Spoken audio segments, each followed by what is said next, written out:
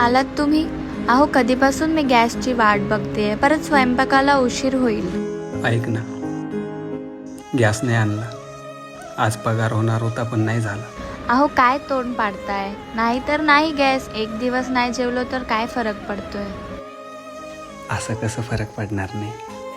मी आपल्यासाठी जेवायला पार्सल घेऊन आलो. जेवण पार्सल आणायला एवढे पैसे नव्हते माझ्याकडे, म्हणून वडापाव घेऊन आलो. मला माफ कर यार, लग्नापासून आजपर्यंत मी तुला काहीच देऊ शकलो नाही. तू माझ्यावर प्रेम केलं, नातेवाईक नको बोलत होते तरी माझ्याशी लग्न केलं.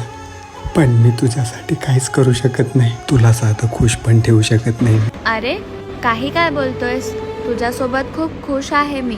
खूप स्थळ आले होते, गाडी, बंगला, सगळं काही भेटलं असतं, पण तुझ्यासारखा समजदार, जीव लावणारा, प्रेम करणारा जोडीदार नसता भेटला.